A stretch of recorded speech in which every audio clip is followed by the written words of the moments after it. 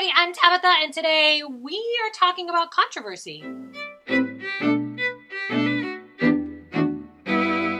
Well, about a month ago, yes, I know you've been quarantined and it feels like it's been a year, but it was only about a month ago, I posted a video where I gave my opinion on 6 controversies around the writing community. So today, we're going to take the 10 that are left of the 16 topics that you gave me on social media, and we're just going to pull a few more. That's the plan for today. So I will make sure in the description I drop the link to the first one in case you want to see the original 6. And I will also make sure I include a list of all 16. So if you decide to make your own video pulling controversies and talking about them, you can absolutely do that. This guy right here, this is Nico. He made an appearance at the end of the first controversy video, and he decided he wanted to be here for the beginning of this one. Didn't you, buddy? Yeah. So he's going to be here to give his bookish opinions and controversies too.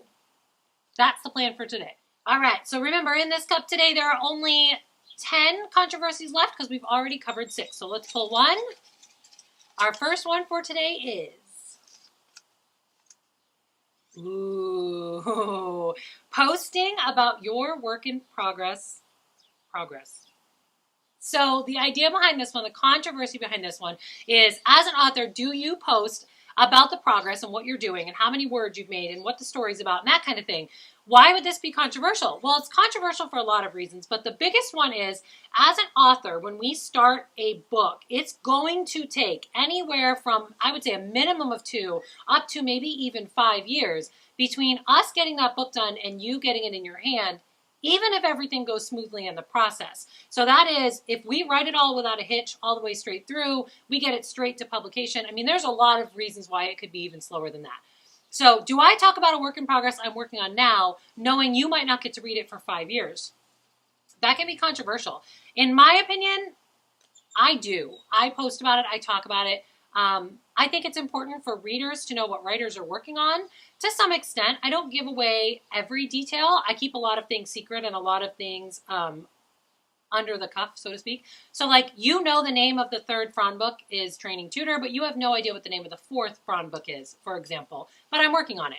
So do I talk about things I'm working on? Yes. Do I give specifics? No. Because I know you have to wait a long time for that. But I'm a fan of talking about it. Talk about it. Do your blogs. Share your blogs with me. Drop in the comments if you have a blog. I'd love to read about it. I love knowing what other writers are working on, whether they're my favorite writers or writers I've never heard of.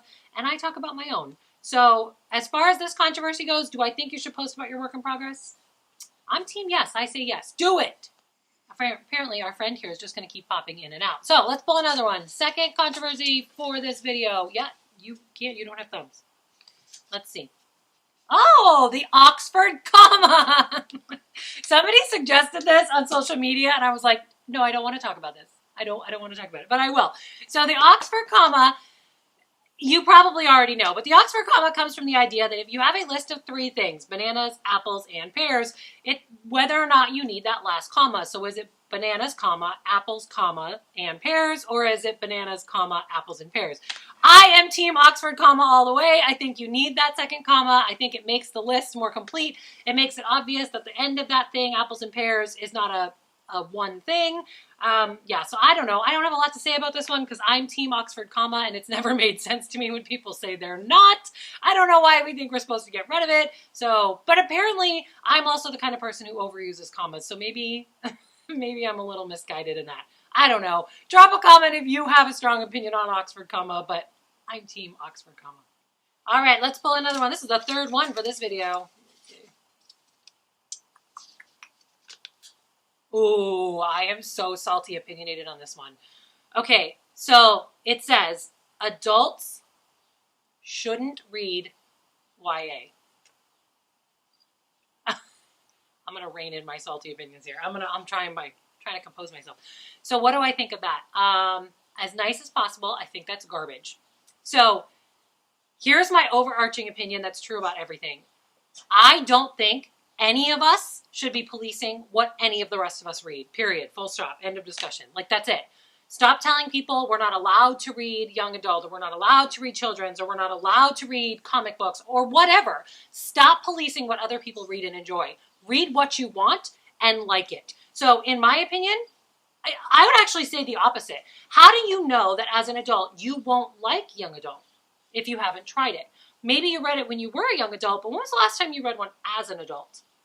You might like it. I've read young adult that I didn't even know necessarily was young adult. I've read young adult that I think could be adult and people would like it anyway. In fact, I just recently read one, but the review will be up and I mention it in the review.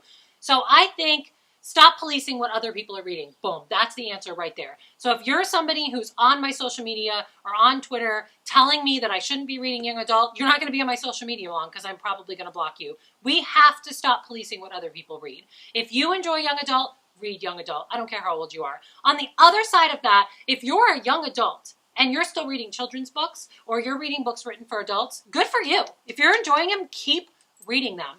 If you're an adult who hasn't picked up a middle grade or young adult or children's book in a while, I'm going to tell you, you don't know what you're missing because there's some solidly good stuff in there. And if you need a recommendation for what kind of books you might like in the young adult, children's, or middle grade genre, and you are open to that idea, I meant to say age category, they're not a genre, but you're open to that idea, but you need some stuff that you might like, let me know. Drop a comment and tell me what your absolute top 3 favorite adult books are, and I will do my best to recommend you a young adult book that you might like.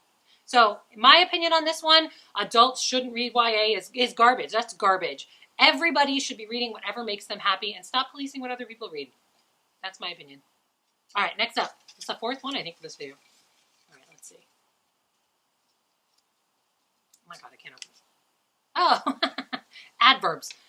Adverbs. So I think the controversy surrounding adverbs, I mean, they're a piece of grammar, right? They're an important kind of word, a piece of grammar. The controversy surrounding adverbs is it possible to use too many? Should you cut them from your writing? So you'll find some big writers who say that you need to cut all adverbs, and you'll find some writers who say it doesn't matter. So where do I stand? I'm sort of in the middle. I think adverbs are important. I do think they can be overused. I used to teach writing, guys, so I used to grade middle schoolers' writing. They can be overused, trust me, but I also think they're an important tool. If all of our sentences are very bare, the cat ran, the house was big. If all of our sentences are very bare, it's going to get really boring. So adverbs can kind of add some of that in there.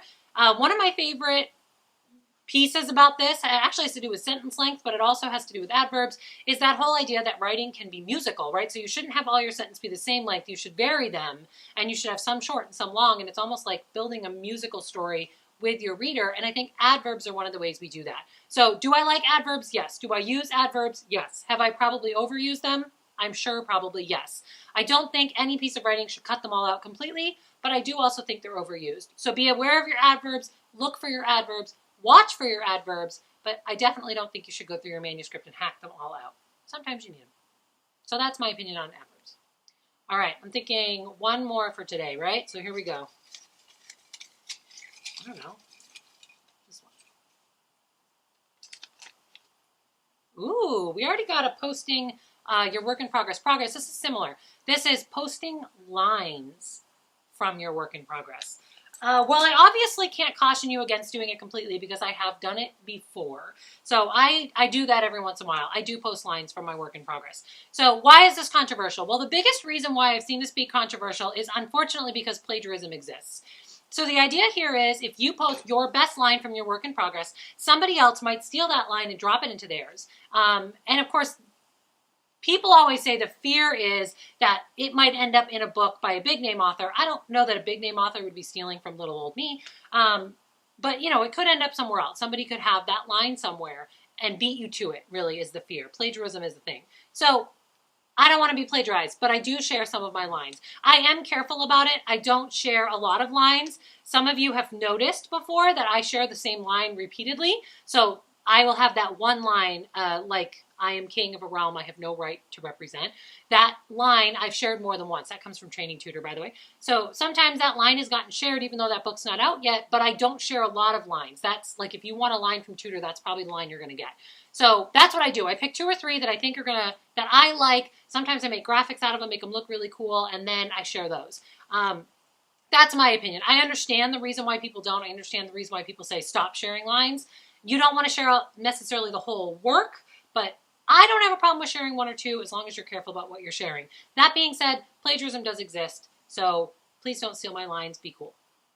Okay, that is it for me and talking about controversies for today.